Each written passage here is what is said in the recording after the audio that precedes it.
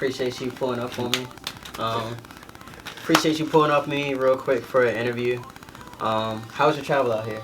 It was actually easy. It's my first time coming to Norfolk just like casually in a minute. Outside of school. No traffic. Like, I guess that's because of the pandemic, so I didn't It's have no starting issues. to pull back up now, Yeah. so that's a good thing. About what, like an hour and a half? Hour and a half. Yeah, like hour 40, but I was moving slow today, so Moving slow today, nah, Yeah. you speed. So that's what, a good 70? Exactly, Okay. exactly. Yeah, I know how you move. Yeah. So start off, who is Uptown Walker? Uptown Walker, I'm an artist coming from Newport News. That's where the Uptown comes from. I grew up in Uptown Newport News, went to high school, started rapping seriously in high school. Kind of took a break in college, just focused on school and, other things I was involved in. But once I got into the real world, I started realizing like the 9 to 5 is okay, but it don't really do anything for my soul. So I wanted to get back out here and do music and drop records and, put out projects and start performing. And for the last 3 years, that's what I've been doing. You can find me on all platforms, Uptown Walker, no spaces, straight through. And yeah, I make good music that's real and true to myself.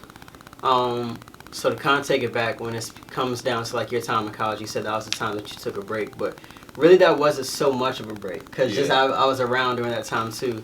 It may have been a little break far as like being on the mic, but you've always had like a niche for marketing and networking. Yeah. Speak on that. I know you did a few things with Flat Motive. Kind of speak on like your hands with marketing and how you think it helps you now. Yeah. So kind of like I guess how I backed into like what you're saying with marketing. I actually in high school I was in mass comms. That's where I learned music production and even like a little bit of like video production and stuff. And I had a counselor at my high school that went to Virginia State, and he was talking about how when he was in high school, when he was in college, they were like party promoters and they like did all this stuff and they put on concerts and brought rappers down, this and that. I thought that was really cool. Yeah. So like when I came into Norfolk State, I was like, yo, I might try to do that. And I actually was still doing the music production, but I was honestly kind of going more so on the production side of it, not necessarily on the microphone rapping. So I was still doing the music, but then I also saw like the party promotion aspect and event planning, and I thought that was cool. So that's when I started to get into the business of party promoting, which is basically marketing. And I decided that I wanted to like do it seriously, but at the time, because I was like in the honors college, I was like on academic scholarship, and I kind of like try to stay on my work. A lot of party promoters didn't really take me seriously. They were just like, oh, whatever, Walker ain't really doing nothing. Like they thought I was just kind of like a nerd or whatever. Yeah. And so I had a hard time actually getting on people's teams. So what I used to do is I used to just buy wholesale tickets. Like I used to, like as soon as the party would come out and they would drop the tickets, I would buy like 10 of them. And then I'd wait until the price would go up and I would just sell them. Push them that way, show that you know your worth. And then I would re-up, and then people would start looking like, yo, like, what's this kid doing? Walker's like, the plug. Exactly. And so I'm end up making money off of it, and I would end up just making enough money just to like buy tickets for me and my peoples who go to the party together. And that kind of how everything started. So so I started doing party promotions. When you mentioned Fly Motive, I got to the point where I was like, I didn't like working with some of the promo groups that were out there. Like just like not anything super personal. It's just I didn't like, certain events that they put on, and I thought that me and my people could do a similar or better event than them. So that's when Fly Motive came. Fly Motive was just my first Twitter name, and it was just like a moniker that some of my friends like used to rap under our freshman year. But all my friends pretty much left after my freshman year because they transferred to ODU or dropped out or went to the military. So the Fly Motive name was just kind of just like sitting. So then I got with a lot of my bros in my fraternity, Phi Beta Sigma, and some of my other friends, and we just was like, we'll make Fly Motive a promo group. And so we started moving with that as far as with parties and T-shirts, and just put out a lot of different things on campus to make people excited. And that was like a 2-3 year journey. And even with Fly Motive, like, the thing that I saw is that you move fast. Yeah. Like, events happen fast, and then it was never an event where it was just like 20, 30 people in there. Mm-mm. Like, you Never. made sure that you packed out the room. It was always organized, and if it wasn't organized, for the most part, people didn't see it. So, Exactly. You always did a really good job, and that's something I always noticed from jump. Even when it comes down to like your social media, like you were able, once you got your niche and your wings under yourself when it comes down to like your music, you were able to build a audience. They always say like a cult following. So what do you think it was that helps you build that following? At first, like at the initial like entrance of me getting on like Instagram or Twitter or whatever, it was more so just kind of like content king. Like I was just posting stuff, always on there, always talking, always cracking jokes or whatever. But like especially early on, I was in the follow for follow type thing early, which was the best way to do that it. Was a like huge wave, I, for sure. I wish I could go back because I would have just killed it if I would know what I know now. Like I would have just continued that. But you know, that was like an era where you could literally meet people online and almost instantly make a connection off of something regular. Now it's a lot harder with algorithms and whatnot. For sure. But that was the main thing. I guess I kind of always knew what my core audience was. Like I went to HBCU, you know, I kind of got hit pretty early. Like women are going to be your biggest supporters. They're the ones that you need to have on your team. And I've always, you know, been pretty good with able to talk to women and, you know, invite them out. And I know my target market. It's college educated black women. And so I just go from there. I just go from there, yeah. And that's one thing that we learned within the frat, and just I think that's just life all in general. That if you could get the women on, attractive women, or it just involve women once a game, you're gonna win because the guys like, where are they going? Exactly. What's that event? So yeah, once the girls is catch there. Up from there. And to this day, I still do event planning, and I still, you know, host large events, and the target market is still the women 10 years later, because what you just said, if I can get 30 women to come to the event, I know at least 20 guys are going to be behind them coming. You know what I'm saying? So now that's 50. Right. So I really don't have to market to the guys. I'm really marketing to the women. And then your ratio still helps too, because you still have a higher guy to female. Exactly. Male. And then when the guys do come and they pull up and they be like, yo, Walt, you had some girls up in that party or that event or or the show, and then now that they start thinking, so then they gonna come to the next one because they remembered the last one. You know, they had all those individuals there. So for sure, know, it's just something that I picked up on that holds true. It's kind of like a timeless thing, you know. Yeah, I think that's always gonna be a win when it comes down to marketing, social media, etc. Yeah. Just on social media again, because you know that's kind of my thing. Like I always try to have my finger under the pulse of social media. What do you think has kept you relevant during this time, especially during quarantine? That is a great question, because this is still something I'm trying to like figure out, because it's unprecedented time. I think this last month probably have been the hardest, just with protests and like you want to promote your stuff. So I just dropped a project. You don't know when to drop it. And I just dropped a project, Dear Summer 2, stream that. But it's like I don't want to try to plug my music, like especially because I'm pushing to sell my project, not necessarily just to stream it. Like I want you to buy it.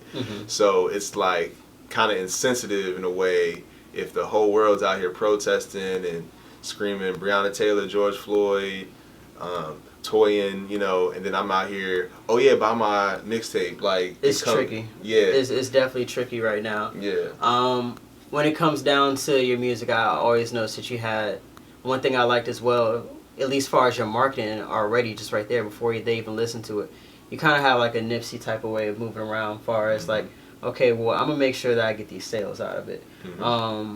Some people are big on streams, but you and I know like streams is penny on the dollar. Yeah. So what gave you that click to move on to sales to also digest your music? You hit on the head. Yeah. The story about Nipsey Hussle selling his mixtape for $100 is what, like, I like reading about that, and that's what did it. Is because when you talk about value, right?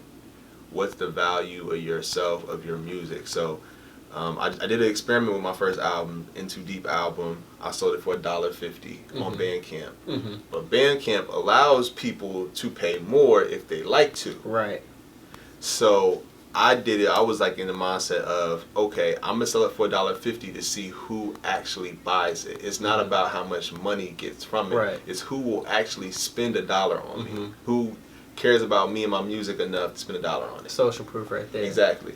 And then I started realizing that some people were buying it for $30, $20, $25, $10. And I have the reports of everybody, and so now I have the data with the contact information and the names. So now I can start really kind of targeting it. I know the people who value me most. That also came from Ryan Leslie. Okay, I was going to say, Yeah. So you're familiar with Superphone then. Okay, Yeah. so I think that's a great advantage you have by having your Bandcamp. So someone can say, hey, Cal, I'm your biggest fan.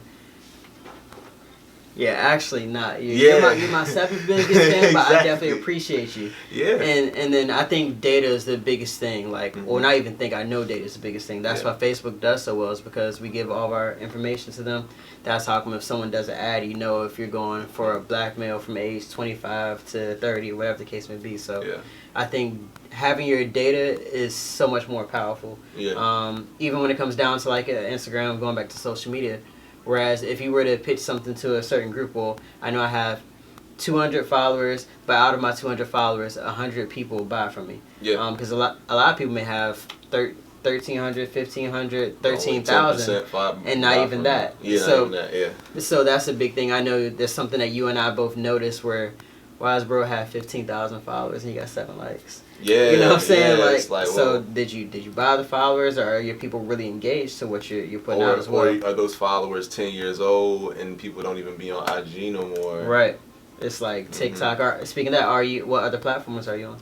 I'm on Twitter, which I'm surprisingly on way more than I have in the past. That's probably like my #1 social network app right now. I have a profile on Facebook, but I think Facebook is going out. Personally, at least for our demographic. Yeah, for our demographic.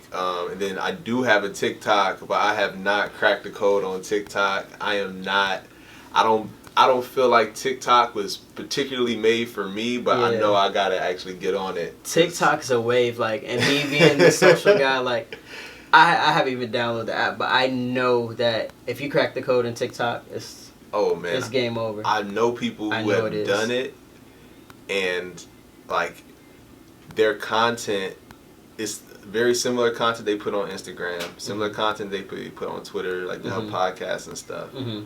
But I guess the delivery in TikTok is, what sets it apart. And so she's blowing up on TikTok because her videos just, live better on that app versus some of the others.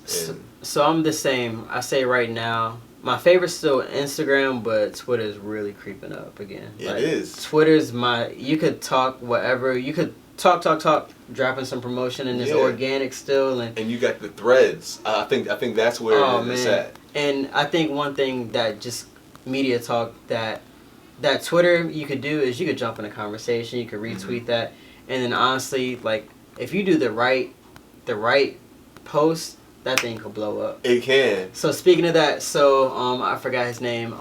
In Broad Day from Norfolk State. Okay. I forgot. Jason's his real name. Okay. But you know how they have the voice tweets. How do you feel about the voice tweets?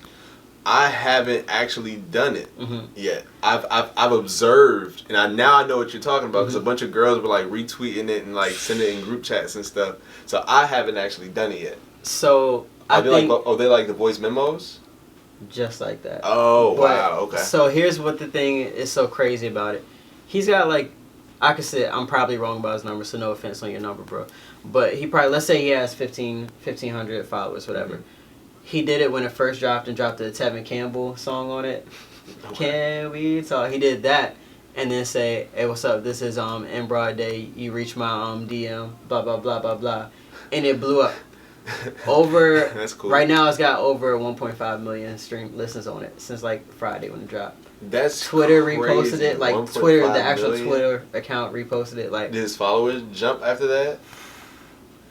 Easily. His followers went up by an extra 500. That's cool. But 500 is for Twitter, yeah. One piece of content. And it went stupid. And then, you know, like, if you go viral on Twitter like that next post is, plug something. And he did something which I really commend him on. He was like, hey, I'm a DJ. There's a lot to plug right now, but all I want y'all to know is go out and vote. That's dope. So I was like, he used it 100% right. But yeah, the point is, you could do something on Twitter, and if you do the right post, that thing could go crazy. I think a Twitter post could go faster by far than an Instagram and post. Even if you comment on a post that's getting attraction. Yep. So I remember I used to, like, back a couple years ago, I was on HBCU Confessions heavy because it just was a funny account. And one of they always talking about sex on these junks all the time. For sure. And so I think I have put, like, if you listen to this song, I'ma send you news, like a whole bunch of girls or something out there. I was like, if you listen to my song on SoundCloud, I'll send you news. And then the girls started picking up on it, retweeting it. They're like, oh, this joint actually slapped though. Like, and I was just like, that was Koreatown actually before my album came out. And like, I was having mad people. Like, I've actually, from that conversation, I gotten diehard fans who building to a community now. Been buying merch, buying albums that I actually still know, like, from this day. That's dope. Just from saying something stupid on Twitter. Twitter's a hack. So I say one thing that I'm doing a little bit more on Instagram.